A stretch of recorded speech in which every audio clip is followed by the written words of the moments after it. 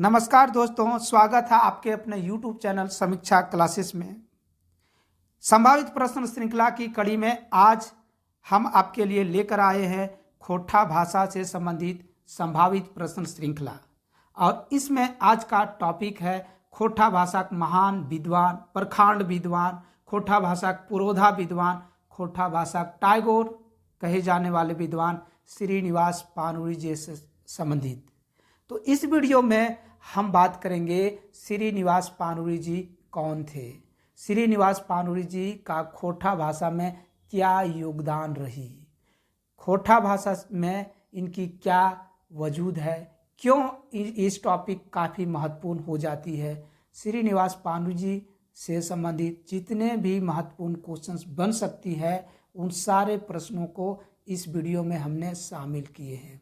इस ख्याल से यह वीडियो काफ़ी महत्वपूर्ण हो जाता है। आप किसी भी एग्ज़ाम की तैयारी कर रहे हैं जिसमें खोटा भाषा सिलेबस में शामिल है, उन सारे एग्ज़ाम्स के लिए यह वीडियो काफ़ी महत्वपूर्ण हो जाती है।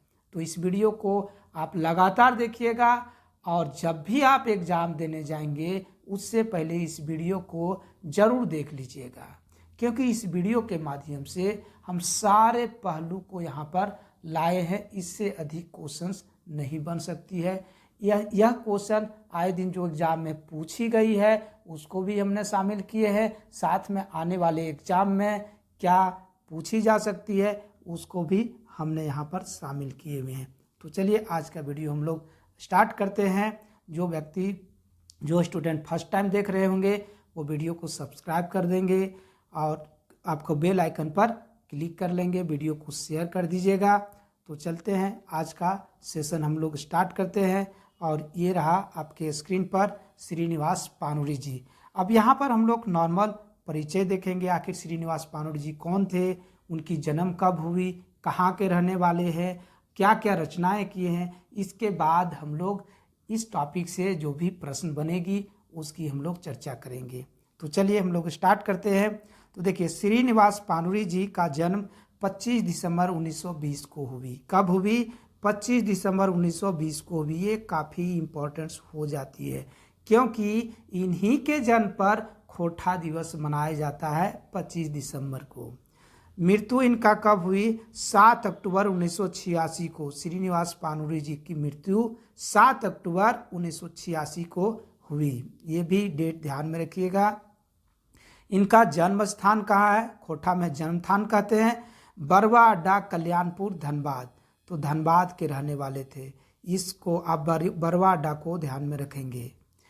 बापे का नाम अर्थात इनके पिताजी का नाम क्या? तो शालिग्राम पाणिनि जी। शालिग्राम पाणिनि श्रीनिवास पाणिनि जी के पिताजी का नाम हो गया। माता जी के नाम दुखनी देवी है, वहीं पत्नी का नाम मूर्ति देवी है। देखिए, श्रीनिवास पाणिनि जी का एक स्टेटमेंट काफ़ी पॉपुलर है। उनका कहना था, अपन भाषा सहज सुंदर, बूझे गिंदर बूझे बांदर। यानी मातृभाषा की महत्ता सारे लोग जानते हैं। अपनी मातृभाषा बांदर भी समझता है और बच्चा भी समझता है। तो ये मातृभाषा की यहाँ पर चर्चा किए हुए हैं। चलिए और हम लोग देखते हैं श्रीनिवास पाणिनि जी जो शिक्षा है तो उनकी कितना शिक्षा है, कितने पढ़ा लिखा है। तो कहने का मतलब है कि साहित्य रचना के लिए, साहित्यकार बनने के लिए लंबी चौड़ी पढ़ाई की कोई ज़रूरत नहीं है। ये साबित कर दिए श्रीनिवास पाणिनि जी। तो इनकी शिक्षा मात्र मैट्रिक तक हुई है। कितना हुई है? मैट्रिक तक। उन्होंने मैट्रिक 1939 में किए। मैट्रिक पास कब किए? 1939 में। मैट्रिक पास करने के बाद उनके ऊपर परिवार का एक बोझा आ गया और एक बड़ी समस्या, उनकी पिताजी की मृत्यु 1939 में हो गई। तो पिताजी की मृत्यु कब हुई? 1939 में। उनकी माताजी का मृत्यु 1944 में हो गई। देखिए, दुखों का पहाड़ टूट पड़ा। पाणिनि जी की पढ़ाई लिखाई अब जो सो छूट गया। 1946 के बाद हम लोग देखते हैं वो साहित्य सृजन में लग जाएंगे और अपनी जीविकोपार्जन के लिए धनबाद में बरवा अड्डा में एक पान की गुमटी लगाते हैं और वहीं पर पान बनाते हैं और लोगों को आपको कविता सुना रहे हैं। और धीरे धीरे उन्होंने साहित्य की ओर चल पड़े। तो उनकी साहित्य रचना की शुरुआत कब होती है? 1946 में। ये क्वेश्चंस भी पूछी जा सकती है कि श्रीनिवास पानुरी जी साहित्य रचना कब से स्टार्ट किए? 1946 में। 1946 में श्रीनिवास पानुरी जी साहित्य रचना आरंभ किए। हालांकि 1950 में ये जो है सो गति तेज किए। 1950 से उनकी जो साहित्य रचना का जो समय था उसमें अधिक समय देना स्टार्ट कर दिए। उनकी पहली रचना कौन है? तो पहली रचना बालकिरण। बालकिरण क्या है? तो यह एक कविता है। आगे हमने इसका चर्चा किए हुए हैं। और पहली नाटक क्या है? तो पहली नाटक उद्वासल कर्ण है। ये श्रीनिवास पानुरी जी की रचना है जो 1963 में लिखे थे। प्रकाशन बाद में होती है। 1963 में उनकी पहली रचना उद्वासल कर्ण है। और यह जो रचना है वह खोटा भाषा की पहली नाटक है। अगर ये पूछा जाएगा कि खोटा भाषा की पहली नाटक क्या है, तो खोटा भाषा की पहली नाटक उद्वासल कर्ण है। उनके द्वारा पत्रिका भी निकाला गया और 1957 में उनके द्वारा पहली पत्रिका निकाला जाता है जिसका नाम होता है मातृभाषा। पहली पत्रिका क्या हो गया? मातृभाषा।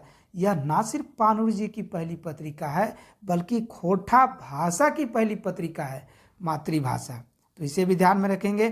खोटा नामक पत्रिका 1970 में उनके द्वारा संपादित किया जाता है। तो इनका दो पत्रिका का में योगदान रही, एक मातृभाषा, दूसरा खोटा में। खोटा में भी लिखे खोटा पत्रिका। अब यहाँ पर हम लोग देखते हैं कि उनकी बहुत सारे रचनाएं हैं जिसमें हम लोग बात करेंगे कुछ रचना प्रकाशित है और कुछ रचना अप्रकाशित है। तो प्रकाशित मतलब इंजराना उसको कहेंगे। तो यहाँ पर जो देखेंगे वो इंजराया हुआ मतलब जो प्रकाशित रचना है, और उनकी कुछ रचना है जो अप्रकाशित है, ये हम लोग देखेंगे। तो बात करते हैं जो प्रकाशित है वो क्या क्या है। तो एक बालकिरण। देखिए बालकिरण क्या है? तो कविता संग्रह है। ऑलरेडी हम लोग देख चुके हैं यह जो है सो श्रीनिवास पानुरी जी की पहली रचना है। दूसरा हम लोग देखते हैं दिव्य ज्योति। तो दिव्य ज्योति क्या है? यह एक कविता संग्रह है। ये भी ध्यान में रखिएगा, ये मैचिंग में दे सकता है अथवा डायरेक्ट पूछी जा सकती है। तितकी क्या है? तो देखिए तितकी ये कविता संग्रह है। हालांकि तितकी एक पत्रिका भी है जो हम लोग देखेंगे विश्वनाथ दसोंदी राज के संपादन में 1977 में स्टार्ट होगी। ये तितकी जो है सो एक कविता संग्रह है जो श्रीनिवास पानुरी जी की है। रामकथामृत। रामकथामृत क्या है? तो यह एक खंड काव्य है। चाबी काठी एक नाटक है जो एकांकी नाटक है, मतलब एक अंक का नाटक है। उद्वासल कर्ण ये एकांकी नाटक है, उद्वासल कर्ण। तो ये कुछ महत्वपूर्ण रचना जो उनका है और जो प्रकाशित है। इसके अलावा अन्य भी है, आंखी गीत भी है और बहुत सारे रचनाएं हैं जो हम लोग क्वेश्चंस में शामिल किए हैं। अप्रकाशित रचना की बात करते हैं तो एक परिजात। परिजात क्या है? तो कविता संग्रह है। समाधान क्या है? तो खंड काव्य है। अग्नि परीक्षा क्या है? खंड काव्य है। मोहभंग ये काव्य है, मतलब कविता है, समझ रहे ना आप। रखते भिंजल पाखा कहानी संग्रह। देखिए ये काफ़ी इंपॉर्टेंस हो जाती है अप्रकाशित रचना में। रखते भिंजल पाखा, रखते रांगल पाखा दोनों एक ही है, ध्यान में रखेंगे। जुगे गीता। देखिए जुगे गीता जो है वो एक अनुवादित रचना है। ये अनुवादित है कम्युनिस्ट मैनिफेस्टो का खोटा अनुवाद। ये काफ़ी इंपॉर्टेंस हो जाती है। कम्युनिस्ट मैनिफेस्टो का खोटा में अनुवाद किसने किया? श्रीनिवास पानुरी जी ने किया। किस नाम से किया? तो जुगे गीता के नाम से किया। ये काफ़ी इंपॉर्टेंस है। उनकी एक और रचना देखते हैं छोटो जी जो हास्य कविता है। हास्य कविता इसे भी आप ध्यान में रख लेंगे। और मधुपदेशें यह एक कविता संग्रह है। क्या है? कविता संग्रह है। इनकी ये रचना है। इनके आगे रचना हम लोग बात करते हैं और ये ऑब्जेक्टिव क्वेश्चंस के माध्यम से। चलिए हम लोग अब देखते हैं कि ये श्रीनिवास पानुरी जी से संबंधित क्या महत्वपूर्ण प्रश्न बन सकता है। इन सारे प्रश्नों की आज हम लोग चर्चा करेंगे। चलिए हम लोग पहला क्वेश्चन देखते हैं। खोटा भाषा का नाम जिसका विद्वान श्रीनिवास पानुरी जी कर सही जन्म बछर बतावा। देखिए सही जन्म बछर की बात करता है। यहाँ पर एकदम आपको डेट ध्यान में रखना होगा। तो इसका राइट आंसर क्या होगा? अभी हम लोग देख पाए 25 दिसंबर 1920 को श्रीनिवास पानुरी जी का जन्म हुई। चलिए नेक्स्ट क्वेश्चन से बात करते हैं। दूसरा नंबर क्या कहता है? ये रहा आपका स्क्रीन पर क्वेश्चन है। श्रीनिवास पानुरी जी बापे नाम बतावा। देखिए इनके पिताजी का नाम पूछा जा रहा है। ऑलरेडी हम लोग चर्चा कर चुके हैं। शालिग्राम पानुरी, श्रीनिवास पानुरी जी के पिताजी का नाम क्या हो गया? शालिग्राम पानुरी। चलिए नेक्स्ट क्वेश्चन आपके स्क्रीन पर तीसरा नंबर क्वेश्चन क्या कहता है? तीसरा नंबर क्वेश्चन, खोरठा भाषा नाम जिसका विद्वान श्रीनिवास पानुरी जी सही जन्म ठाम बतावा। देखिए जन्म ठाम मतलब क्या है? जन्म स्थान। जन्म स्थान की पूछा जा रहा है यहाँ पर। तो जन्म स्थान बरवाडा धनबाद। बरवाडा धनबाद में श्रीनिवास पानुरी जी का जन्म हुआ। चलिए नेक्स्ट क्वेश्चन हम लोग देखते हैं। फोर्थ नंबर क्वेश्चन क्या कहता है? तो श्रीनिवास पानुरी जी मायक नाम बतावा। देखिए उनकी माता जी का नाम क्या है? तो माता जी का नाम दुखनी देवी है। क्या नाम है? दुखनी देवी। ध्यान में रखेंगे, दुखनी देवी श्रीनिवास पानुरी जी के माता जी का नाम हो गया। चलिए नेक्स्ट क्वेश्चन आपके स्क्रीन पर ये रहा। पांचवा क्वेश्चन क्या कहता है? श्रीनिवास पानुरी जी कौन विधाएं रचना नाय करल हथ। देखिए यहाँ पर पूछी जा रही है कि श्रीनिवास पानुरी जी किस विधा में रचना नहीं किए। बहुत सारे रचना होती है जिसमें हम लोग देखते हैं गद्य भाग, पद भाग देखते हैं दोनों, जिसमें नाटक हो गया, उपन्यास हो गया, खंड काव्य हो गया, आपको सब चित्र हो गया, खोटा निबंध हो गया। ये तमाम साहित्य का विधा है जिसमें कौन सा विधा रचना नहीं किए हैं। तो इसका राइट आंसर आपका डी होगी, अर्थात महाकाव्य। श्रीनिवास पानुरी जी महाकाव्य की रचना नहीं किए हैं, बल्कि हम लोग नाटक ऑलरेडी किए हुए हैं, उपन्यास भी है, खंड काव्य है इनकी। ये महाकाव्य उनकी द्वारा रचना नहीं किया गया। तो राइट आंसर डी हो जाएगी। चलिए नेक्स्ट देखते हैं हम लोग। छठा नंबर क्वेश्चन क्या कहता है? ये कहता है कि श्रीनिवास पानुरी जी कौन बचने साहित्य रचक शुरू करला। देखिए ऑलरेडी हम लोग बात कर चुके थे इस तरह की क्वेश्चंस। तो देखिए यहाँ पर है कि श्रीनिवास पानुरी जी किस बछर यानी कब जो सो साहित्य रचना स्टार्ट किए। तो हम लोग 1946 की बात किए थे। 1946 में उन्होंने साहित्य रचना आरंभ किए। चलिए 1946 में हो जाती है। नेक्स्ट क्वेश्चन देखते हैं। 7 नंबर क्या कहता है?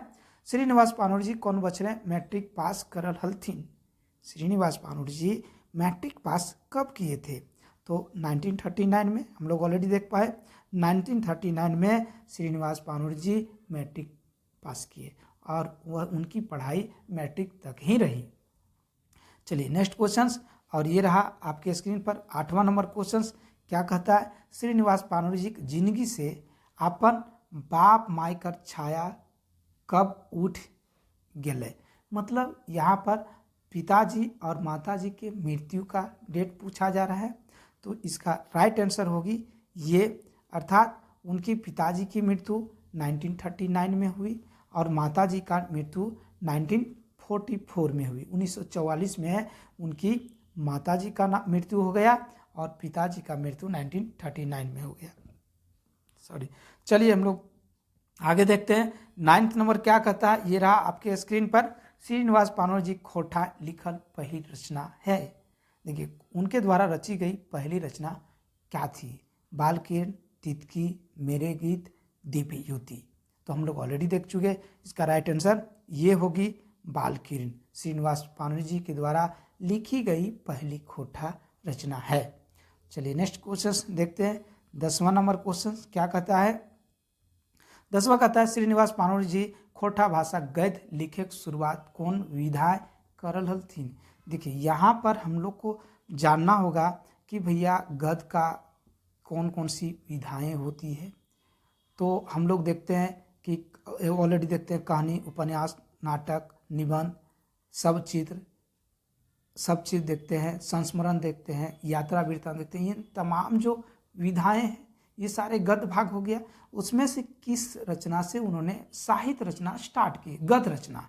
तो ये राइट आंसर आपका सी हो जाएगी, अर्थात पानुरी जी गद्य रचना स्टार्ट किए नाटक से किए। और कब किए? तो 1963 में उनकी रचना आपका उद्वासल कर्ण हम लोग देख पाए।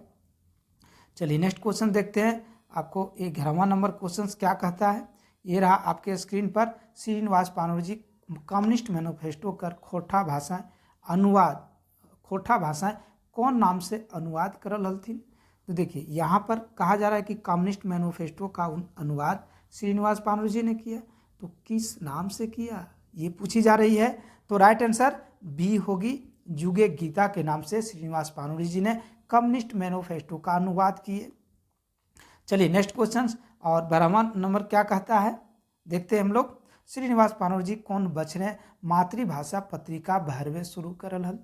देखिए कब जो सो मातृभाषा पत्रिका को स्टार्ट किए उन्होंने, तो राइट आंसर सी होगी 1957 1957 में श्रीनिवास पानुरी जी मातृभाषा का स्टार्ट किए, ये पत्रिका थी। चलिए नेक्स्ट क्वेश्चन 13 नंबर हम लोग देखते हैं। 13 नंबर कौन पत्रिकाएं बाल किरण कविता कर समीक्षा छपल हल। देखिए ये क्वेश्चंस भी काफ़ी इंपॉर्टेंट हो जाती है, क्योंकि जब स्टार्टिंग में बहुत सारे एग्जाम्स में जब सिंपल क्वेश्चन पूछा जाता है तो बाद के एग्जाम में थोड़ा क्वेश्चन टफ हो जाती है। तो उसके लिए हम लोग देखते हैं कि ये बाल किरण उनकी पहली रचना हो गई, तो इनकी समीक्षा किस में छपी थी, तो इसका राइट आंसर ये होगी राष्ट्रवाणी दैनिक, इसमें आपका बाल किरण का समीक्षा छपा था, इसे आप ध्यान में रखेंगे। चलिए नेक्स्ट क्वेश्चन देख लेते हैं हम लोग। 14 नंबर क्वेश्चन क्या कहता है। 14 नंबर क्वेश्चन है श्रीनिवास पानुरी जी कालिदास के नाम जज का किताब मेघदूत कर खोटा भाषा अनुवाद कब करल हल थी। देखिए मेघदूत का सबसे पहले यहाँ पर ये बता दिया गया कि ये आपका कालिदास की है। कालिदास ने इस रचना को संस्कृत में लिखे थे। अब भैया संस्कृत से खोटा में अनुवाद श्रीनिवास पानुरी जी ने कर दिए, खोटा में अनुवाद। अब ये खोटा में अनुवाद किए तो यहाँ पर प्रश्न है कि भैया ये कब किया, तो इसका राइट आंसर आपका सी हो जाएगी 1968 में श्रीनिवास पानुरी जी खोटा में मेघदूत का अनुवाद किए।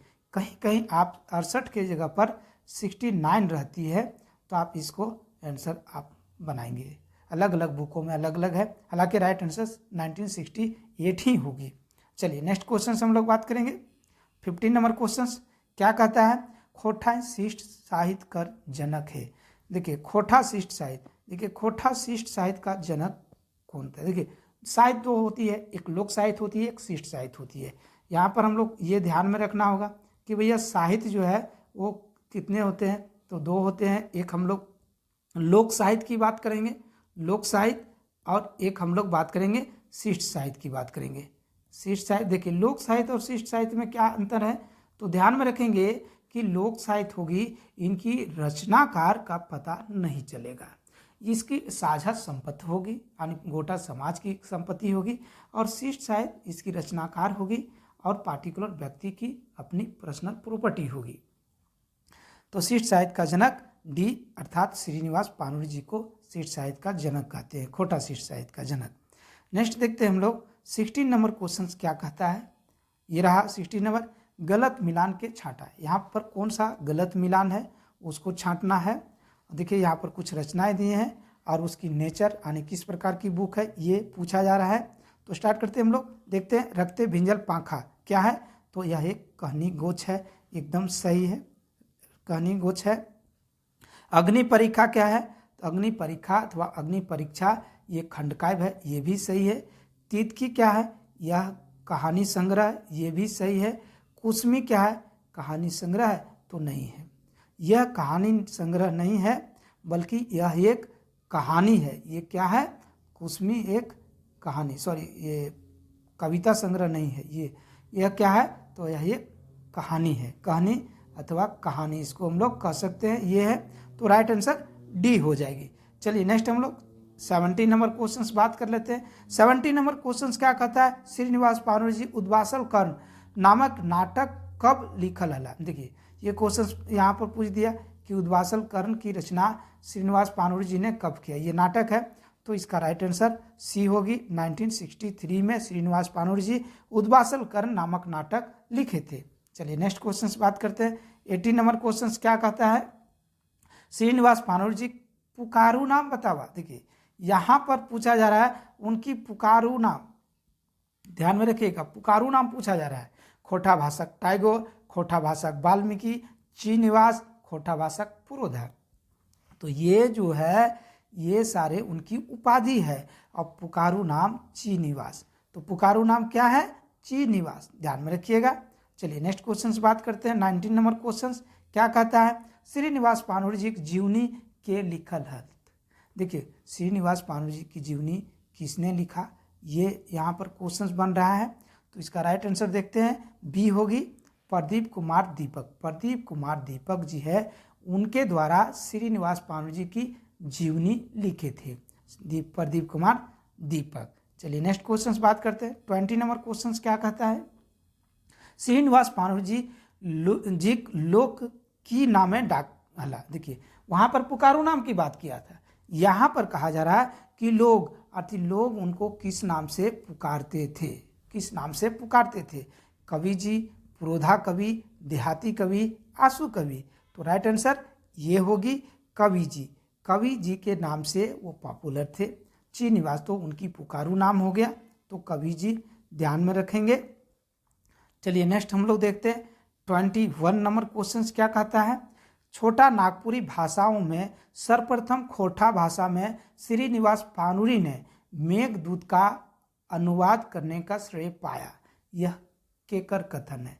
ये स्टेटमेंट पूछी जा रही है और ये यहाँ पर कहने की कोशिश है कि भैया जो मेघदूत है उनकी खोटा भाषा में जो अनुवाद किया वह खोटा भाषा में ही नहीं, तमाम छोटा नागपुरी की भाषा में पहली बार खोटा भाषा में अनुवाद हो रही है। ये एक प्रश्न है, यह किनकी स्टेटमेंट है, तो यह राधा कृष्ण की स्टेटमेंट है। राधा कृष्ण कौन है, तो ये झारखंडी साहित्य में हिंदी साहित्य के एक प्रखंड विद्वान हुए। जब हम लोग हिंदी भाषा साहित्य में देखेंगे वहाँ पर इनके विषय में डिटेल जानकारी लेंगे। चलिए नेक्स्ट हम लोग देखते हैं 22 नंबर क्वेश्चंस क्या कहता है। 22 नंबर क्वेश्चंस इसको हम लोग देख लेते हैं। एकर में कौन कविता श्रीनिवास पानोरी जी नाई लगे।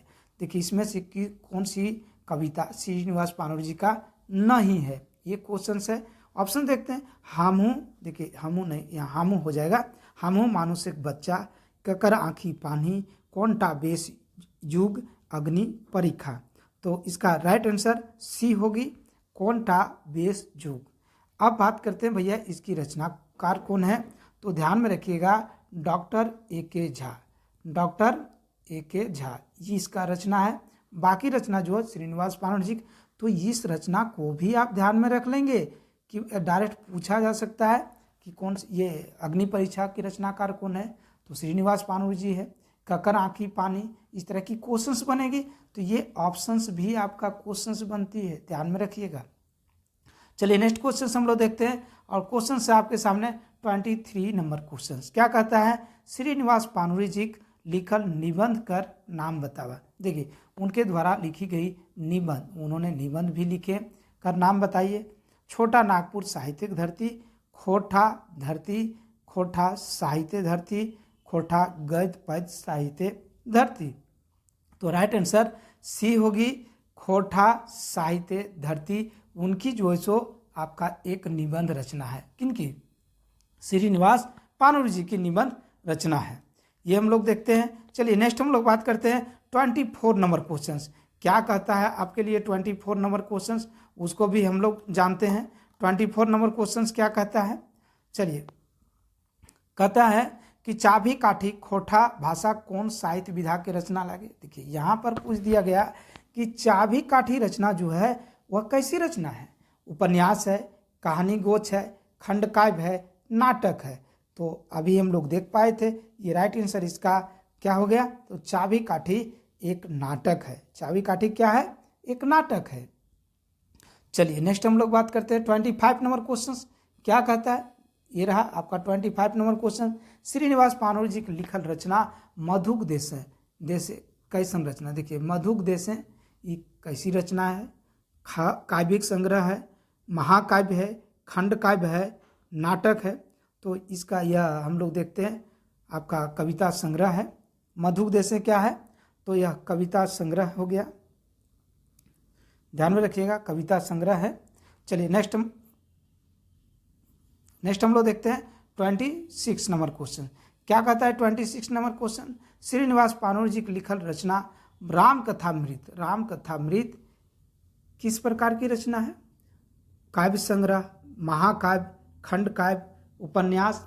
तो रामकथामृत जो है वह ये खंड काव्य है। क्या है, खंड काव्य है। तो राइट आंसर सी होगी। चलिए नेक्स्ट क्वेश्चन 27 नंबर क्वेश्चन देखते हैं, क्या कहता है। श्रीनिवास पानुर जी लिखल रचना मोहभंग, मोहभंग कैसी रचना है, तो मोहभंग एक कविता है, तो काव्य है, ध्यान में रखिएगा। चलिए नेक्स्ट क्वेश्चन 28 नंबर क्वेश्चन आपके सामने है। खोटा साहित्य समिति धनबाद कर गठन करल हल्त। देखिए खोटा साहित्य रचना का गठन किसने किया था, ये कहाँ पर है, धनबाद में है, तो राइट आंसर आपका सी हो जाएगा। श्रीनिवास पानुर जी के द्वारा खोटा साहित्य समिति का गठन किया गया था। चलिए नेक्स्ट क्वेश्चन हम लोग देखते हैं। श्रीनिवास पानुर जी ऋषि परंपरा के साहित्यकार थे, ये किनका कथन है। देखिए एक नया क्वेश्चन हम लोग देख पाए। श्रीनिवास पानुर जी ऋषि परंपरा के साहित्यकार थे, ये किनका कथन है। राधा कृष्ण, राहुल सांस्कृत्यायन, विकल शास्त्री, रामदयाल पांडे, तो राइट आंसर सी होगी। विकल शास्त्री श्रीनिवास पानुर जी के बारे में कहे थे कि श्रीनिवास पानुर जी ऋषि परंपरा के साहित्यकार थे, ऋषि परंपरा के साहित्यकार थे। चलिए नेक्स्ट क्वेश्चन 30 नंबर क्वेश्चन देखते हैं, क्या कहता है। बेड़ाइल अथवा बोंडाइल साहित्यिक ध्रुव तारा पानुरी नामक जीवनी साहित्य के रचनाकार कौन है अथवा रचनाकार बतावा। बेंडाइल अथवा बोंडाइल साहित्यिक ध्रुव तारा पानुर जी। देखिए एक खोटा भाषा की ध्रुव तारा भी कही जाती है, कहते हैं आपको श्रीनिवास पानुर जी को। तो ये जीवनी किसने लिखा, तो ये इसका राइट आंसर आपको सी होगा, प्रदीप कुमार दीपक। चलिए नेक्स्ट क्वेश्चन हम लोग देखते हैं 31 नंबर क्वेश्चन क्या कहता है। 31 कहता है पानुर जी खोजे 3 दिन। देखिए पानुर जी खोजे 3 दिन नामक यात्रा वृत्तांत साहित्य के रचनाकार कौन है, बताइए। शिवनाथ परमाणिक, शांति भारत, प्रदीप कुमार दीपक, विश्वनाथ दसौंधी राज। तो ये यात्रा वृत्तांत जो लिखे वह जो है आपका प्रदीप कुमार दीपक जी ही है, प्रदीप कुमार दीपक जी हैं। चलिए नेक्स्ट हम लोग देखते हैं 32 नंबर क्वेश्चन क्या कहता है। बोरवा डाक अखय बोर नामक खोटा संस्मरण के रचनाकार। देखिए ये काफ़ी इम्पोर्टेंस है, ये संस्मरण लिखी गई है, ये किस प्रकार की रचना है, तो संस्मरण है, और ये रचनाकार है आपका शांति भारत। शांति भारत के द्वारा बोरवा डाक अखय बोर नामक संस्मरण लिखे थे। यहाँ पर एक क्वेश्चन पूछा जा सकता है कि बोरवा डाक अखय बोर किसे कहते हैं, तो श्रीनिवास पानुर जी हो गए। बोरवा डाक अखय बोर किसे कहेंगे, श्रीनिवास पानुर जी।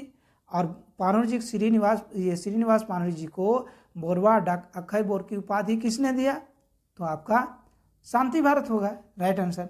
चलिए नेक्स्ट हम लोग देखते हैं 33 नंबर क्वेश्चन क्या कहता है।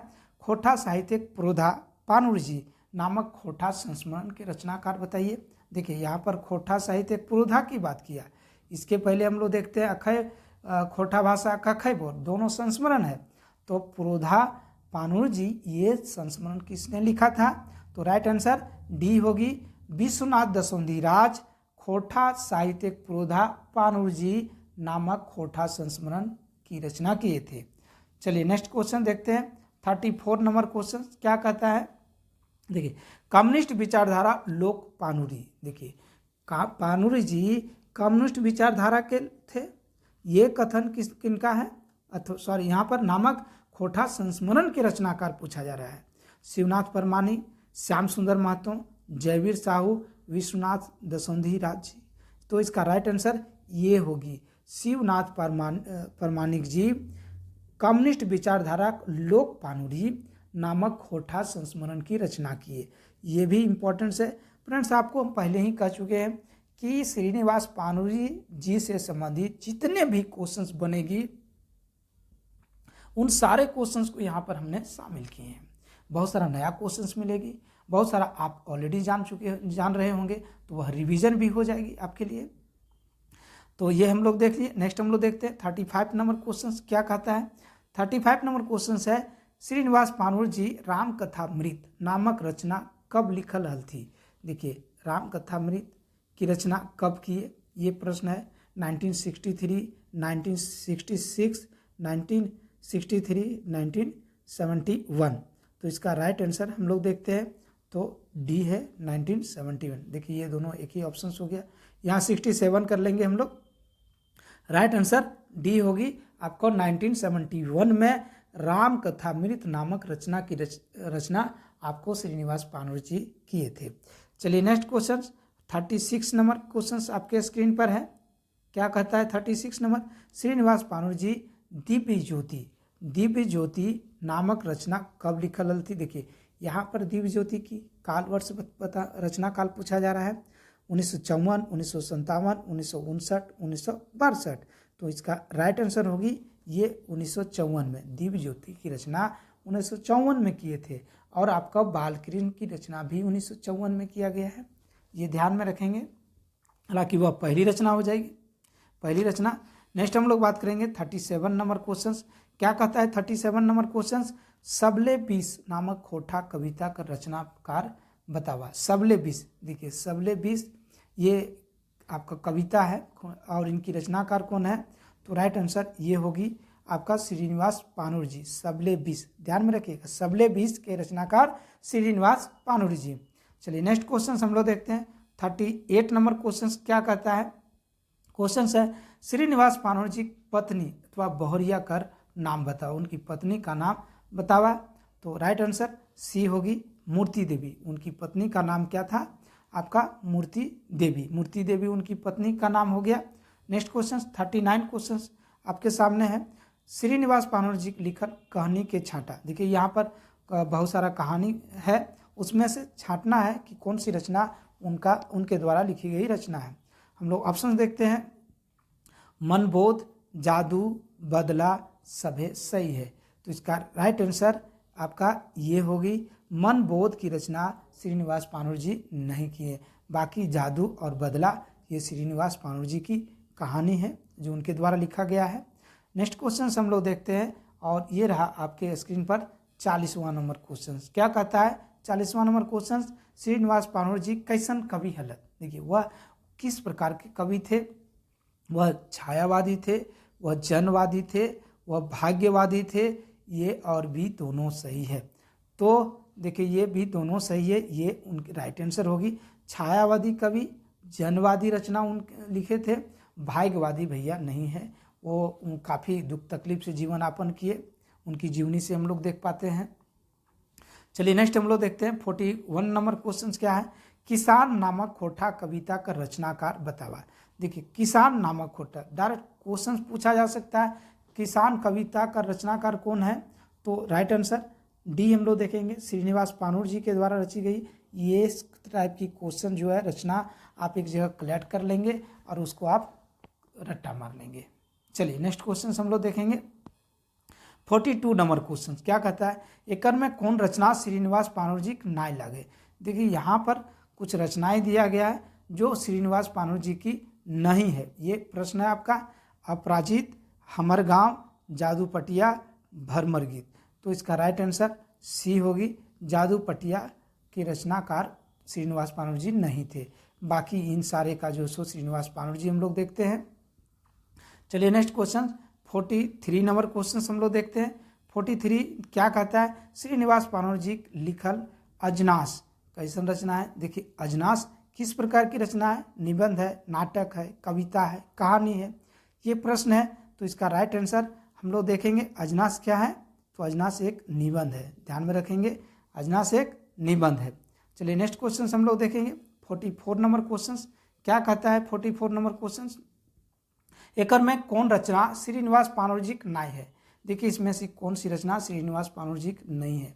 देखिए ये इस टाइप के क्वेश्चन देने का मतलब है कि जो नहीं है उसको आप छांटिए और जो है उसको आप पढ़ के ध्यान में रख लीजिए। डायरेक्ट उस टाइप की क्वेश्चन पूछी जा सकती है। यहाँ पर कौन सा रचना नहीं है ये पूछा जा रहा है।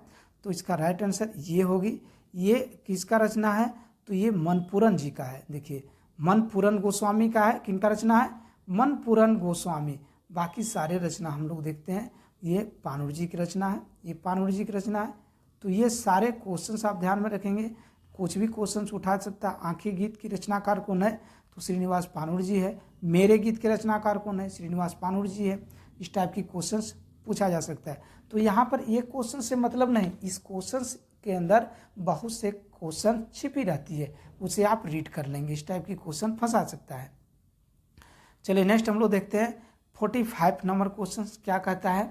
क्वेश्चन से आपका हमने सब एक नामक खोटा कविता के रचनाकार बतावा।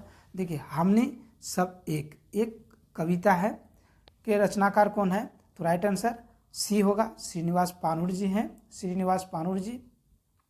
चलिए नेक्स्ट क्वेश्चन देखते हैं, और ये रहा कुछ आपका 46 नंबर क्वेश्चन देख लेते हैं। क्या कहता है? श्रीनिवास पानुड़ जी खोठाक नागार्जुन के कहलत। देखिए, श्रीनिवास पानुड़ जी को खोठाक नागार्जुन का उपाधि किसने दिया? डॉक्टर चतुर्भुज साहू, विकल शास्त्री, पंडित रामदयाल पांडे, विश्वनाथ दसौंधी राज्य। तो इसका राइट आंसर हो जाएगी ये डॉक्टर चतुर्भुज साहू के द्वारा श्रीनिवास पानुड़ जी को खोठाक नागार्जुन की उपाधि दिया गया। तो चतुर्भुज साहू के द्वारा खोठाक नागार्जुन पानुड़ जी को कहे। चलिए नेक्स्ट क्वेश्चन 47 नंबर क्वेश्चन हम लोग देखते हैं। क्या कहता है? 47 नंबर क्वेश्चन देखिए, क्वेश्चन है श्रीनिवास पानुड़ जी खोठा भाषक भीष्म पितामह के कहल है। देखिए, खोठा भाषक जो भीष्म पितामह की उपाधि दिए वह किनके द्वारा दिया गया है? तो इसका राइट आंसर हम लोग देख लेते हैं। राइट आंसर डी हो गई। आपको विश्वनाथ दसौंधी राज्य के द्वारा खोठा भाषा भीष्म पितामह पानुड़ जी को कहा गया। चलिए नेक्स्ट क्वेश्चन हम लोग देखते हैं। 47 नंबर क्वेश्चन क्या कहता है? 48 श्रीनिवास पानुड़ जी के खोठाक वाल्मीकि के कहल है। देखिए, अब यहाँ पर खोठाक वाल्मीकि, ये यहाँ पर सारे उपाधि जो है उसको हमने शामिल किए हैं। खोठाक वाल्मीकि किसने कहा है? तो खोठाक वाल्मीकि सी नंबर हम लोग देखेंगे। आपको पंडित रामदयाल पांडे के द्वारा वाल्मीकि की उपाधि दिया गया है। किनको? श्रीनिवास पानुड़ जी को। चलिए नेक्स्ट क्वेश्चन हम लोग देखते हैं। 49 नंबर क्वेश्चन क्या कहता है? 49 नंबर कहता है जी ललचे देख कद्दू दादा छानी मन करे कखन होकर तोड़ के आनी। ये इस कविता के माध्यम से ये गरीबी की बखान करते हैं, गरीबी की बखान किए हुए। तो यहाँ है पानुड़ जी व्यक्तिगत गरीबी पर आधारित है। एक खंड टुकड़ा कौन कविता संग्रह कर है? देखिए, ये डायरेक्ट कुछ स्टेटमेंट है और इसको पूछा जा सकता है कि किस रचना से है। तो यहाँ पर पूछा जा रहा है किस कविता का है। यह काफ़ी इम्पोर्टेंस हो जाती है। तो इसका राइट आंसर बी होगी, दिव्य ज्योति। दिव्य ज्योति जो कविता है, संग्रह है, उसी का यह एक खंड टुकड़ा है। जी ललचे देख कदू ददक छानी मन करे कखन ओकरा तोड़ के लाने आनी। चलिए नेक्स्ट क्वेश्चन हम लोग देखते हैं, और ये रहा आपको 50वां नंबर क्वेश्चन क्या है?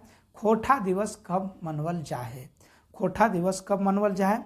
तो 25 दिसंबर को मनाया जाता है, और ये खोठा दिवस श्रीनिवास पानुड़ जी के जन्म तिथि पर मनाया जाता है। इस बात को आप ध्यान में रखेंगे। चलिए नेक्स्ट क्वेश्चन 51 नंबर क्वेश्चन क्या कहता है? खोठा साहित्य के कौन काल के पानुड़ी युग कहल जाए? यानी किस युग को पानुड़ी युग के नाम से जाना जाता है? तो राइट आंसर सी होगी, 1950 से 1980। कहीं कहीं आप देख पाएंगे कि 1950 से लेकर 1986 तक आपका पानुड़ी युग के नाम से जाना जाता है, पानुड़ी युग के नाम से जाना जाता है। और आपका देखेंगे 80 से 2000 का जो समय है उसे झाज युग के नाम से जाना जाता है। चलिए नेक्स्ट क्वेश्चन हम लोग देखते हैं, और 52 नंबर आपके स्क्रीन पर है। क्या कह रहा है? श्रीनिवास पानुड़ जी पहली कहानी का नाम बताइए। देखिए, अब उनकी पहली कविता हम लोग देख पाए, क्या था? तो बालकिरीन। पहली नाटक उद्वासल कर्ण। यहाँ पर पहली कहानी की बात किया गया। तो पहली कहानी क्या है? अपन करनी देवेक दोष। देखिए, ये उनकी पहली कहानी है। ना सिर्फ श्रीनिवास पानुड़ जी की पहली कहानी है, बल्कि यह खोठा भाषा की पहली कहानी है। कौन सा? आपन करनी देवेक दोष। ये आप ध्यान में रख लेंगे। चलिए नेक्स्ट हम लोग देखते हैं 53 नंबर क्वेश्चन क्या कहता है? 53 नंबर कहता है खोठा भाषा पहल कहानीकार कर नाम बतावा। देखिए, खोठा भाषा की पहली कहानीकार कौन थे, ये पूछा जा रहा है। तो राइट आंसर सी होगी, श्रीनिवास पानुड़ जी को खोठा भाषा पहल कहानीकार हो गए, खोठा भाषा पहल नाटककार भी हो गए, और कविताकार पहला नहीं हुए, क्योंकि हम लोग देखते हैं राजा दलेर सिंह की जो कविता है वह पहली रचना हो जाती है। चलिए नेक्स्ट हम लोग देखेंगे 54 नंबर क्वेश्चन क्या कहता है? पानुड़ जी आम जन की भाषा में आम जन के कवि हैं। ये के कर कथन है। देखिए ये है पानुर जी आम जन की भाषा में आम जन के कवि हैं। यह किनका कहना है? तो हम लोग देखते हैं सी वीर भारत तलवार। वीर भारत तलवार जिन्हें कहे हैं कि पानुर जी आम जन की भाषा में आम जन के कवि है, यानी वो मातृभाषा में रचना लिखी है, वैसी रचना जो सारे लोग सहज रूप से समझ सकेंगे। चलिए नेक्स्ट हम लोग देखते हैं 55 नंबर क्वेश्चन क्या कहता है? समाधान काव्य पानुर जी की सर्वश्रेष्ठ रचना है। देखिए समाधान काव्य पानुर जी की सर्वश्रेष्ठ रचना है। यह जयशंकर प्रकाश की कामायनी एवं छंद की दृष्टि से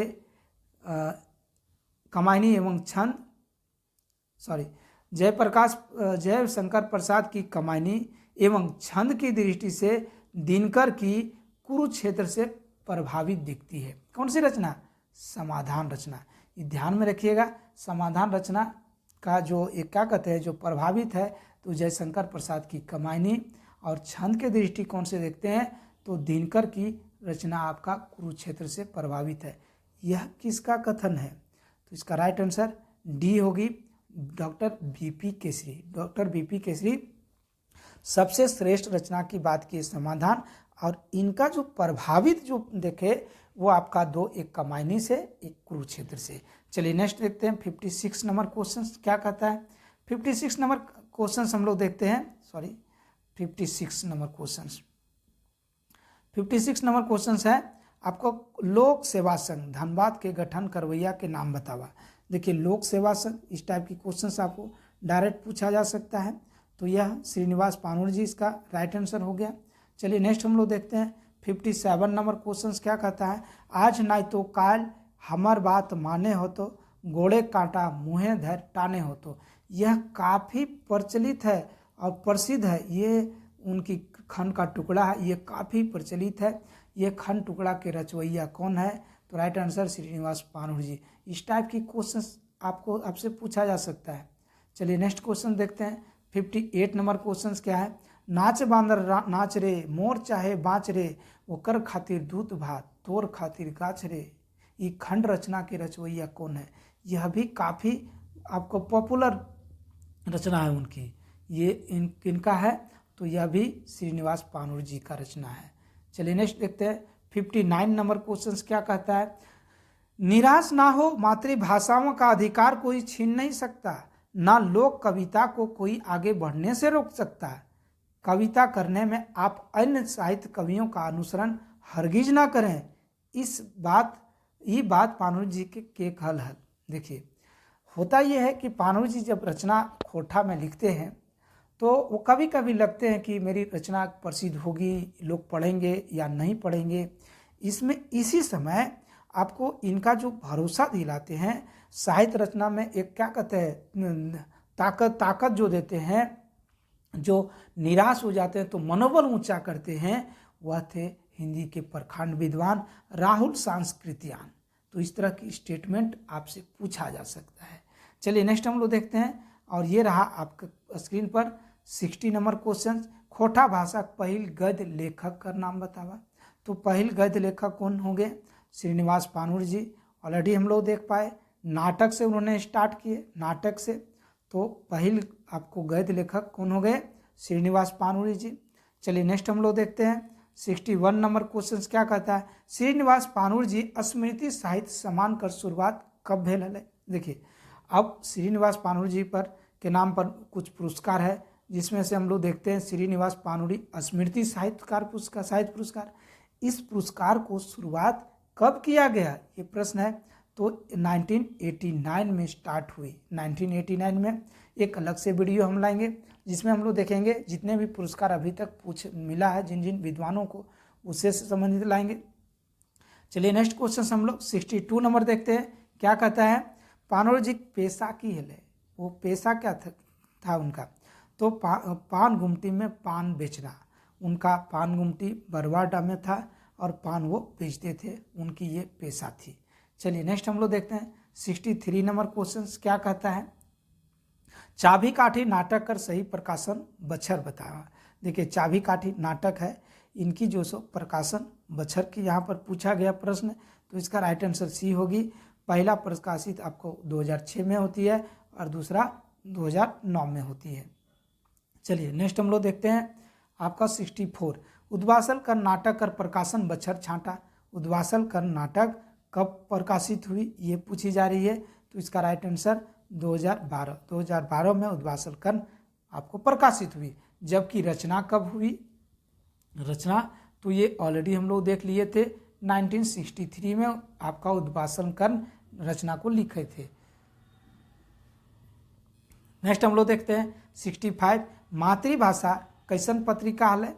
भैया मातृभाषा खोटा भाषा की पहली पत्रिका थी, ये तो हम लोग जानते हैं, लेकिन ये पत्रिका किस टाइप की थी ये प्रश्न है यहाँ पर। तो यह क्या दैनिक थी, पाक्षिक थी यानी 15 दिन पर छपती थी, मासिक थी अथवा 3 मासिक थी। तो यह रचना आपका मासिक था यानी ये मंथली मैगजीन था, पत्रिका था। चलिए नेक्स्ट हम लोग देखते हैं 66 नंबर क्या कहता है। 66 नंबर कहता है आपन भाषा सहज सुंदर बूझे गिदर बूझे बांदर। ये हम लोग ऑलरेडी चर्चा कर चुके हैं। ई पंक्ति पानुर जी अपन कौन पत्रिका शीर्षक में छपवल हला। देखिए ये किस पत्रिका के शीर्षक में छपाए थे, ये थोड़ा इम्पोर्टेंस हो जाती है और टफ भी हो जाती है। तो यह हम लोग देखेंगे मातृभाषा। मातृभाषा पत्रिका का शीर्षक के रूप में ये पंक्तियां छपे थे। चलिए नेक्स्ट हम लोग देखते हैं 7 नंबर क्वेश्चन क्या है। श्रीनिवास पानोर जी के निधन कैसे भेले यानी उनकी मृत्यु कैसे हुआ। रोड एक्सीडेंट से, कैंसर से, हृदय गति रुके से, टीबी से। तो इसका राइट आंसर सी होगी यानी हार्ट अटैक से, हृदय गति रुक जाने से श्रीनिवास पानोर जी की मृत्यु 7 अक्टूबर 1986 को हुई। चलिए नेक्स्ट हम लोग देखते हैं 68 नंबर क्वेश्चन। श्रीनिवास पानोर जी कितना पढ़ल लिखल हलथिन। श्रीनिवास पानोर जी मैट्रिक तक पढ़ाई किए, मैट्रिक के ऊपर उनकी पढ़ाई नहीं हो सकी, काफ़ी परेशानी हो गई उनके साथ। चलिए नेक्स्ट हम लोग देखते हैं 69 नंबर क्वेश्चन। खोटा साहित्य समिति बरवा अड्डा धनबाद के मुख्य संस्थापक हल। तो खोटा साहित्य समिति की बात करते हैं तो श्रीनिवास पानोर जी मुख्य संस्थापक थे। चलिए नेक्स्ट हम लोग देखते हैं एकर में कौन रचना श्रीनिवास पानोर जी नाई लागे यानी कौन सी रचना श्रीनिवास पानोर जी की नहीं है। तो हम लोग देख लेते हैं नाच मुंडरी नाच गे, ये उनकी रचना है। नाच मुंडरी नाच ये उनकी रचना है। नाच बांदर नाच रे ये भी पानोर जी की रचना है। ये कुकुर गुला से होशियार रहा भाई ये भी उनकी रचना है। जे रक्षक से भक्षक ये रचना इनकी नहीं है, ये रचना इनकी नहीं है। चलिए राइट आंसर डी हो गई। नेक्स्ट हम लोग देखेंगे 71 नंबर क्वेश्चन क्या कहता है। मालाक फूल नामक खोटा रचना के रचनाकार बताओ। देखिए मालाक फूल के रचनाकार कौन होंगे हैं, तो श्रीनिवास पानोर जी हो गए मालाक फूल। चलिए नेक्स्ट क्वेश्चन हम लोग देखेंगे। श्रीनिवास पानोर जी की सही मृत्यु बछर छाटा, उनकी मृत्यु का सही तिथि पूछा जा रहा है। तो 7 अक्टूबर 1986 को वो गुजर गए। चलिए नेक्स्ट हम लोग देखेंगे। नेक्स्ट हम लोग देखते हैं 73 नंबर क्वेश्चन क्या है। उद्वासल कर नाटक कर प्रकाशन बछर बतावा। ये ऑलरेडी क्वेश्चन हम लोग देखे, ये रिपीटेड है। 2012 में ये प्रकाशित हुई। नेक्स्ट हम लोग देखते हैं उद्वासल कर नामक नाटक कर प्रकाशक बतावा। देखिए उद्वासल कर जो नाटक है उनका प्रकाशक कौन है ये पूछा जा रहा है। तो इसका राइट आंसर ये होगी आपको श्री नारायण महतो इनका प्रकाशक थे। चलिए नेक्स्ट हम लोग 75 नंबर क्वेश्चन देखते हैं क्या कहता है। आँखी गीत नामक कविता संग्रह कर रचना बछर बताइए। देखिए आँखी गीत श्रीनिवास पानोर जी की रचना है, तो इनका ये रचना बछर पूछा जा रहा है न कि प्रकाशन पूछा जा रहा है। तो रचना बछर 1964 में और 63 में आपका उद्वासल कर देखे। चलिए नेक्स्ट हम लोग देखते हैं 76 नंबर क्वेश्चन क्या कहता है। चाबी काठी नाटक कर सही प्रकाशन बछर बतावा। चाबी काठी नाटक जो है कब प्रकाशन हुई ये पूछा जा रहा है। तो राइट आंसर बी होगी 2006 होगी। चलिए नेक्स्ट क्वेश्चन हम लोग देखते हैं 77 नंबर क्वेश्चन। खोटा भाषा पहले नाटककार के नाम बतावा। खोटा भाषा की पहली नाटककार कौन थे, तो श्रीनिवास पानोर जी थे। पहली कहानीकार वही हो गए, पहली नाटककार वही हो गए, पहली हम लोग देखते हैं आपका निबंधकार, वही हो गए। पहली आपका शीर्ष साहित्य के जनक भी आपको श्रीनिवास पानोर जी को कहा जाता है। चलिए नेक्स्ट हम लोग देखते हैं श्री आपका 78 क्या कहता है, 78 नंबर कहता है श्रीनिवास पानोर जी बोर्ड भाई के नाम बतावा। देखिए उनकी अपनी पारिवारिक से यहाँ पूछा जा रहा है, उनकी बड़े भाई का नाम क्या था। बड़े भाई का नाम आपको राम खिलावन पानोर जी थे, राम खिलावन पानोर जी। चलिए नेक्स्ट हम लोग देखते हैं 79 नंबर क्वेश्चन क्या कहता है, श्रीनिवास पानोर जी बेटा हद। तो भगवान दास पानोरी, राजकिशोर पानोरी, अर्जुन पानोरी, ये सारे उनकी पुत्र हैं। अर्जुन पानोरी जी का संबंध खोटा रचना से है, साहित्य सृजन में वो लगे। और इस सीरीज का आखिरी क्वेश्चन हम लोग देखते हैं, और ये रहा आपके स्क्रीन पर क्वेश्चन है, श्रीनिवास पानोर जी बेटी का नाम बतावा। उनकी बेटी कौन थी, तो निर्मला देवी, रेखा देवी, आशा देवी, सभी को, तो उनकी ये सारे उनकी बेटी है। तो इस प्रकार श्रीनिवास पानोर जी से संबंधित जो भी महत्वपूर्ण क्वेश्चन था उसको हमने देखे, और इसके अलावा जो भी क्वेश्चंस है वो हम लोग फुल लेंथ जब टेस्ट सीरीज हम लोग करवा देंगे उसमें वह क्वेश्चंस भी शामिल हो जाएगी। यकीनन मानिए यहाँ से एक भी क्वेश्चंस आपका हम छूटने नहीं देंगे, क्योंकि ये श्रृंखला का नाम ही है संभावित प्रश्न श्रृंखला। यानी इन सारे क्वेश्चंस की हम डिस्कस करेंगे जो आए दिन आपके एग्जाम में पूछे जाने की संभावना अधिक हो जाती है। तो चलिए आज हम लोग यहीं रखते हैं, मिलते हैं हम लोग नेक्स्ट दिन एक नए वीडियो के साथ। आप नए होंगे तो आप सब्सक्राइब जरूर कर लीजिएगा, वीडियो को अधिक से अधिक लोगों तक शेयर कर दीजिएगा। धन्यवाद।